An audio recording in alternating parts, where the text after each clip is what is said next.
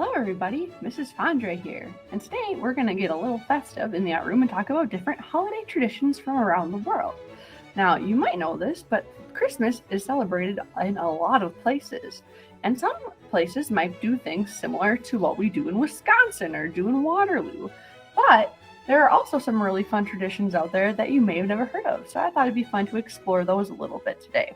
All right, we're also going to talk about a few other holidays that happen around this time of year because there's a lot of things happening. Okay, it's the end of the year, we got lots going on.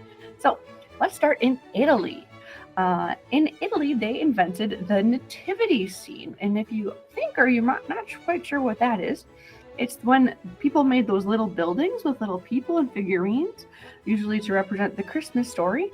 Sometimes that can be found here in the United States, and it was actually invented in Italy, so they're the ones that started the whole thing. I know I have one of those at my house. It's pretty fun to set up. A more unusual one that you may or may not have heard of is that children will go caroling, which you may have heard of caroling, where you go out and sing and bring festive cheer wherever you go. But the children will dress up as shepherds and they'll play shepherd's flutes, and they'll sing songs as a group of kids, which is kind of fun, kind of neat. And I think a very interesting tradition in Italy is that presents and gifts are brought by La Bufanda, and that is an ugly witch, is what they call this lady. So this lady on a broomstick will come around delivering presents to you. It's kind of goofy, right? I love it. So in Italy, if you look where this red circle is, Italy is in southern Europe, okay? Kind of looks like a boot floating in the water there a little bit, all right? The next place I want to talk about is Sweden, because they have this really cool one of these big celebrations called St. Lucia's Day. And what the story is from many, many thousands of years ago is that there was a young girl who was secretly bringing food to Christians that were hiding in Rome. And the reason they were hiding is because people were kind of hunting them down because they didn't always like Christians back then. So this girl, to be able to hand out food and help these people, she would wear candles on her head so she wouldn't have to hold them and she could use her hands to help others. So St. Lucia is all about this girl who wore candles on her head to help others. So every year they usually have a St. Lucia ceremony and people will dress up and they will have lots of candles. Some people will wear them on their heads. And usually it's the girls that do that part where they have the flames on their head. Oh my goodness, so scary. But there are also boys that help with this too, and they wear white robes, kind of like the girls, but they wear tall, pointy hats called star boys. All right, they're kind of involved too. It's kind of fun to see everyone dress up and celebrate this a little differently. So, if you don't know where Sweden is, you go really north in Europe. It's this really long, tall country at the very top. Now, Germany I like to talk about because a lot of people that lived in Germany hundreds of years ago, not even 100 years ago, they traveled to the United States and a lot of them settled in Wisconsin. So we might have some of their traditions here. A really popular one is an Advent calendar. Have you ever heard of that? It's where you usually open little doors for every day, counting down till Christmas, and there's like a little candy or a little treat inside of it. Another tradition that we probably, a lot of people I know, at least in my family, do, they started doing Christmas trees. They're the first people that thought, let's take this tree and put it inside and decorate it. So that happened over 700 years ago. So this is a very old tradition, and we're still doing it, and everyone does it kind of in their own unique way, depending where they live. Gingerbread houses, anyone ever do those or see those? That's also a German tradition. That's about 500 years old. So these are some very old traditions that we keep from Germany around here. All right. And I know some of us may have heard or seen or celebrated St. Nick's Day. That's the day where St. Nick's comes to deliver good presents to the good boys and girls. But someone you may not have heard of is Krampus. He is a big horned monster. And if you're naughty, you get punished by this monster instead. So I hope you've been a good boy and girl, because otherwise you're going to get Krampus trying to take you away. That'd be no good. Germany is almost right in the middle of Europe, so I circled that here. Right in the middle. All right. Let's bring it a little closer to home. Let's jump back to North America, and we're going to talk about Mexico. A lot of times in Mexico, Christmas and that celebration is around the middle of December, like December 16th, all the way into January. And one of the really fun traditions they do there is called Posada. Usada. I'm probably not quite correctly pronouncing, but it's Spanish for an inn or a lodging. So oftentimes children will run around to houses in the neighborhood and they'll knock on the doors and ask, "Can we come in?" And a lot of times people say no. There's like the story of when Mary and Joseph were looking for some place to live. They kept knocking on doors and no one would let them in. But eventually in Mexico, somebody will let them in and they'll have almost like a mini party there, okay?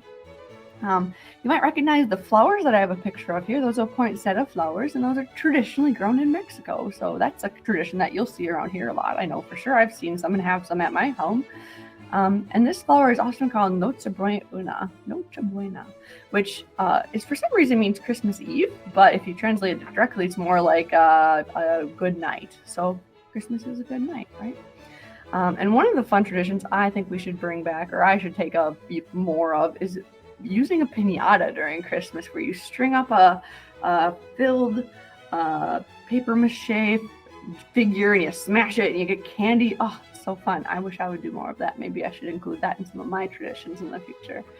So in case you're not quite sure where Mexico is, if you don't remember, they're our neighbor to the south. We're actually right next to Mexico. All right. Now, here's one of my favorite goofy ones that I was looking up. Venezuela, people will rollerblade or roller skate to Christmas morning church. They'll close down the roads and people like go to bed early so they have enough energy to rollerblade to church. Oh, crazy. I love it.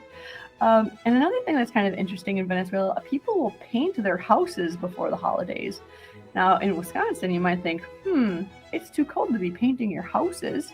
Well, in Venezuela, it's not quite that cold. So they usually paint and get ready for Christmas a few weeks ahead of time, and they make their whole house painted so they're ready. All right.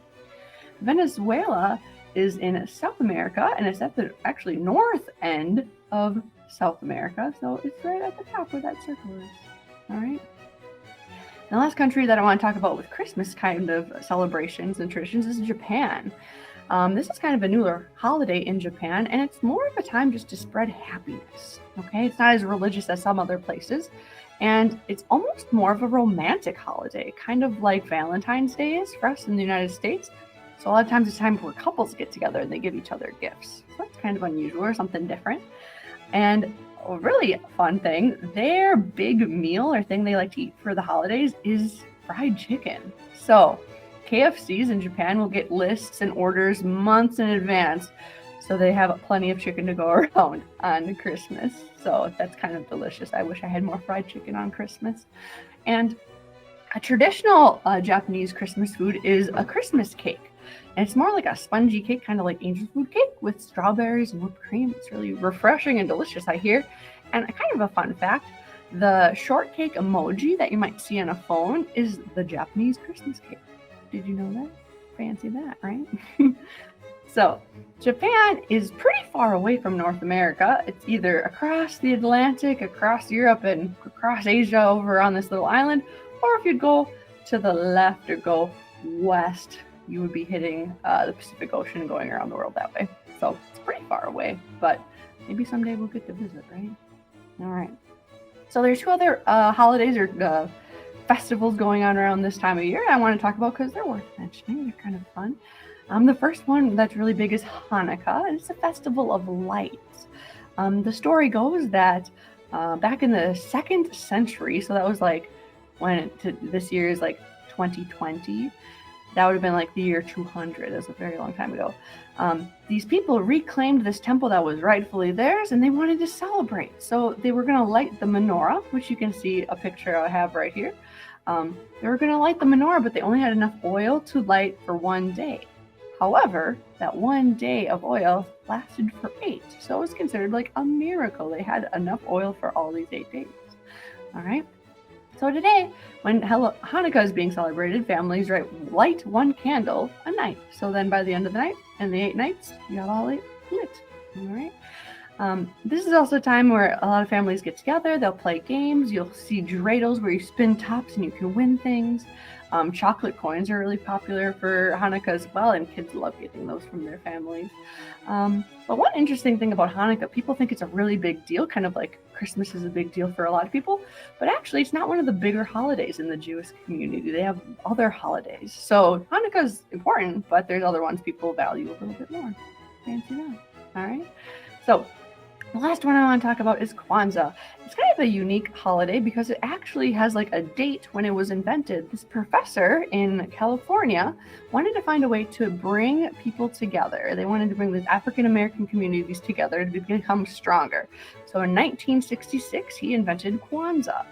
And what he did a lot of research, and he dug into history a little bit, and he found some different traditions from tribes in Africa, and he kind of adopted those to come up with his 7 pillars, or these 7 beliefs of Kwanzaa. So every night they also light a candle, but they're for different reasons.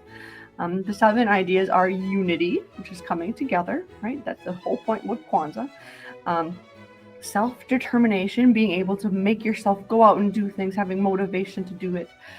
Collective work and responsibility, so coming together and being a team, right? Cooperative economics, which is kind of a fun one where you support each other's businesses and you kind of almost like shop small kind of a deal that we talk about a lot today. Having purpose, having a meaning, why are we doing this? Being creative, which, hey, you're in art class, that's a great time to get creative. And following on your faith, okay? Believing in what you believe in, all right? So today, let me stop sharing this because I'm all done with that presentation. I'm going to get into what your grade is doing because each grade has a different country we're going to base our project off of. So stay tuned. All right, 3rd grade, your country that we're doing or basing our project on is Sweden. If you remember from earlier in the presentation, we were talking about the St. Lucia ceremony where there is a girl that wears candles on her head and they have pointy hats. For the boys, yeah, we're doing that. We're not doing lit candles though, so don't worry. And this actually has 2 different projects, one for the boys, one for the girls. If you want to make both or make the other one, that's fine. You make whichever one you want, all right? But for the girls, I'm going to explain this one first. So here's that. And boys, if you want to skip ahead until you see the thing that says boys project here, that's fine. All right. But for the ladies, we're going to be making some headbands that look kind of like wreaths and then adding some fake candles, not real candles. All right. So for this, if you could get some green skinny pieces of paper, or if you have white paper and you can color them all green, that'd be great. And the other thing you would probably want for this is scissors, tape. If you have a stapler, that'd be awesome too. And some popsicle sticks. And you can see at the very top of these popsicle sticks, I glued little colored pieces of yellow paper on it. So they look like candles, but they're not real candles, all right? So eventually, when you're all done, you'll be able to wear this as a St. Lucia crown. It was a little crooked. So what you're going to be doing, you're going to need pretty long pieces of paper. We use 18 inches long, and I do about 3 inches thick. So this is about 3 inches, but if you need to make it smaller, bigger, whatever you can work with, that's great. All right. So what I like to do, so I know this is going to fit me, I have to measure it on my head first. So what I like to do, I used to get 2 really big pieces that I'm like, okay, that definitely will fit. So what I do from here, I kind of put my 2 pieces together, and I'm actually going to staple it right in the middle. Okay. So if you want to use glue, you could glue it. That's fine too. But this, I like going kind of fast for this one in class because otherwise it takes a while to let it sit and dry and glue, and then you can't know if it measures your head correctly. So I'll use a stapler here. You can probably use a piece of tape too as well. That works for you. And I'll usually do like 2 of them in the middle just to make sure it's really held on there. Okay. From here, I actually put it around my head. You have to take ponytails and hairstyles into consideration here. You wrap it around your head to figure out what's going to be the right size for you. It might be helpful to have a friend or a parent or somebody who's watching you kind of get a measurement for you. All right. So I'm going to go with the figure so I know it goes over my ears or my ponytail. And once you have it, you kind of pinch it where you're at. Make sure you're all in line. And then you can staple it again. Just do 1 in the middle. Ta-ya! All right. You might have a little bit extra. So if you have extra, feel free to cut it off. All right. Why waste all the paper, and you can use it somewhere else. All right. So once you have your headband for your crown, we gotta make it look a little bit more like a plant. Okay. Got some got some fun cuts in here. So what you're gonna do, you're gonna take this, hold it up and down vertically, and you're actually gonna take your scissors and just kind of cut, snip, snip, snip at an angle. You see my scissors is tilted a little bit. So as I go around, I'm gonna go snip, snip, snip, and I just imagine little tiny cuts. And if you accidentally cut something off, that's okay. It happens. It's supposed to look like a wreath, so it's okay if it's a little jagged or something missing. And I kind of actually like kind of bending it kind of funny so it sticks out more. And I'll do the top and bottom for this. Okay. So once you have that all cut up, you're going to take some popsicle sticks and tape them. If you can see from the inside of this one, you're going to tape them to the inside so when it's on the outside, you can't see them. Okay. You can put as many as you want here. I usually do 4 because that's like a traditional number. 4 or 5 would be great. But after you're done, if you could take a picture and model it for me to show me your fancy headwear for the St. Lucia celebration, that would be great. All right.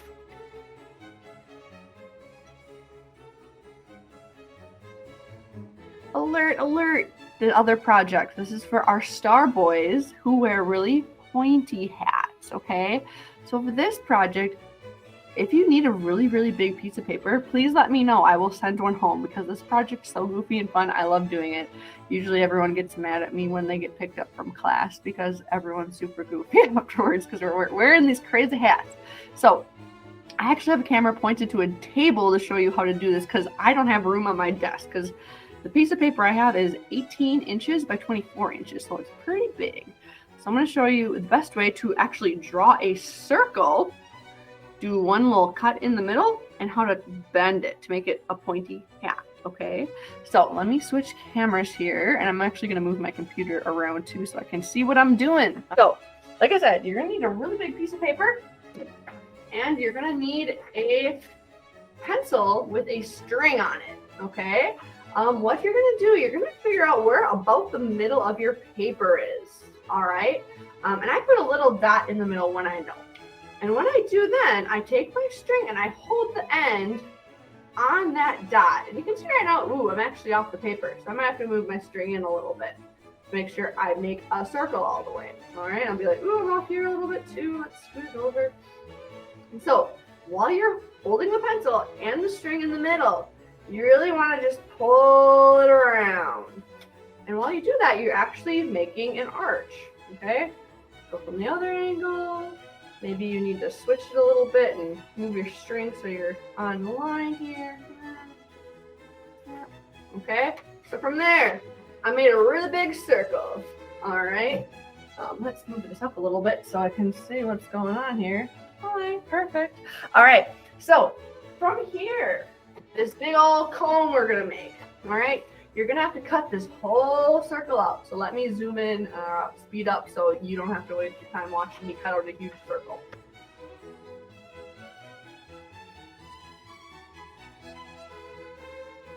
All right, I have this huge scrap. I can recycle that. I don't need it. Use it for something else, right?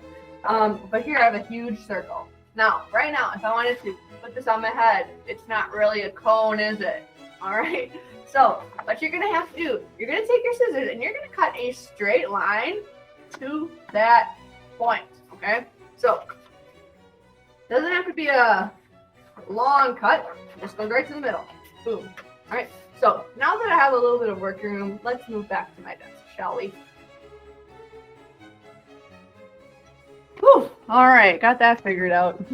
So I have this big circle that looks almost like a Pac-Man line mouth cut into it, okay? So from here, before you start folding it, because that makes it a little trickier, you are welcome to draw some stars on your Starboy hat, all right?